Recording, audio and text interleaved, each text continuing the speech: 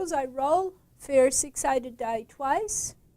I let A be the event that the number in the first roll is a 6. B is the event that the number in the second roll is 6. And C is the event that the sum of the numbers is 11. I want to calculate the probability that B happens given that A has happened, and the probability that C happens given that A has happened. You might want to try that before I show you the answer.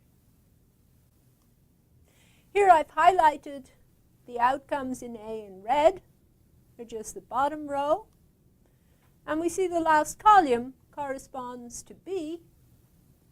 We see this tiny little diagonal, the penultimate off diagonal, corresponds to C. And we see that A intersection B has exactly one outcome, a pair of 6s. A intersection C has one outcome, the pair 6 on the first, 5 on the second.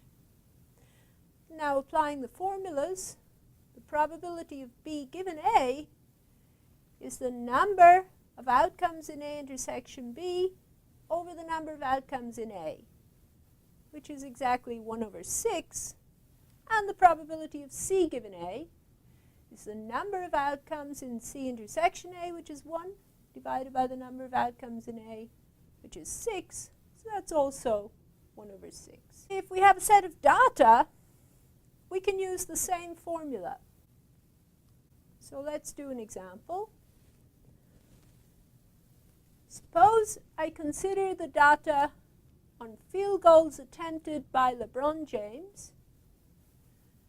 And since we want to frame this in the context of an experiment, our experiment is to choose an attempted field goal at random from the data. And this sets us up to use our formula.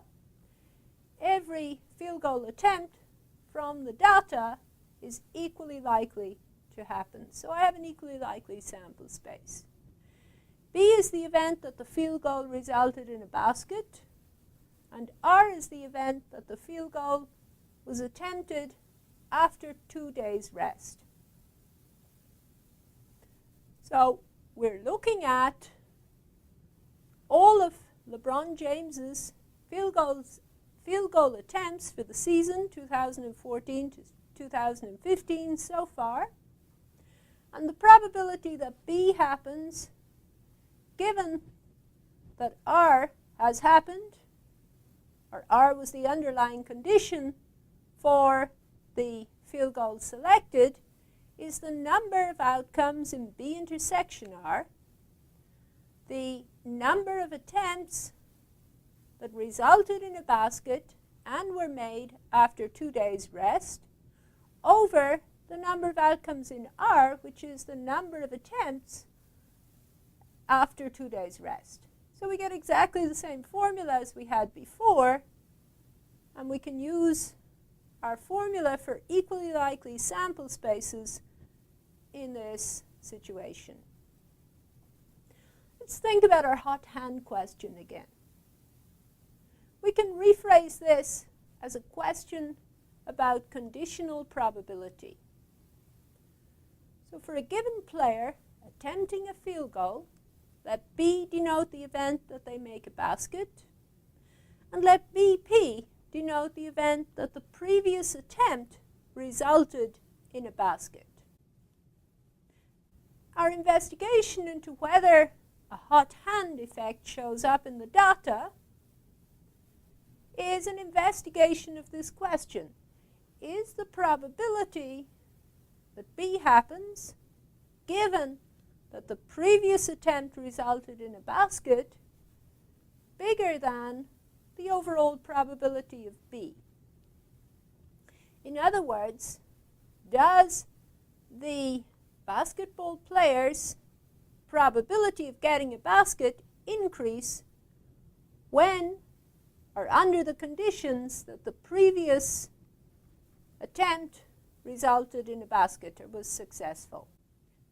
We might also think, well, the hot hand doesn't kick in until they've had 3 baskets in a row.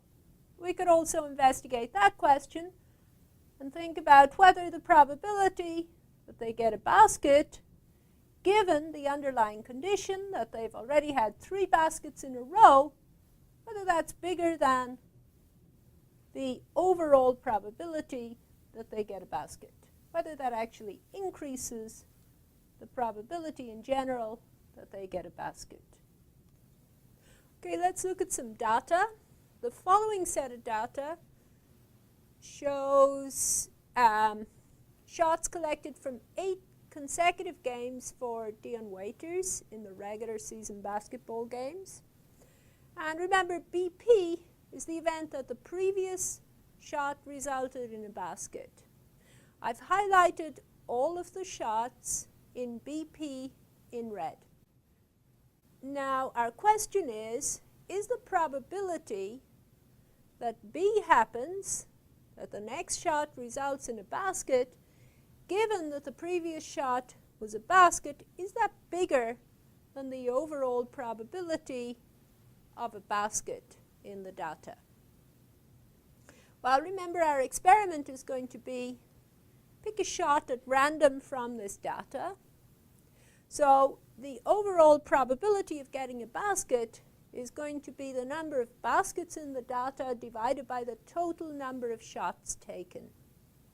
You can see the total number of shots taken is 206, and the columns show you whether the current shot is a basket or a miss.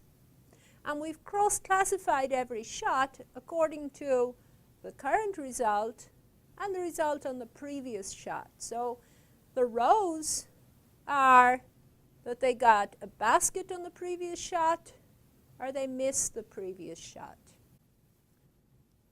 Now we have the probability that they make a basket, given that the previous shot was a basket, is the number of shots that are cross-classified as a basket on the current shot and a basket on the previous shot. That's the number of outcomes in the intersection divided by the total number of outcomes in the event BP, the number of outcomes in red. So the total number of outcomes in BP is the sum of the outcomes in that top row. There's 78 outcomes in red.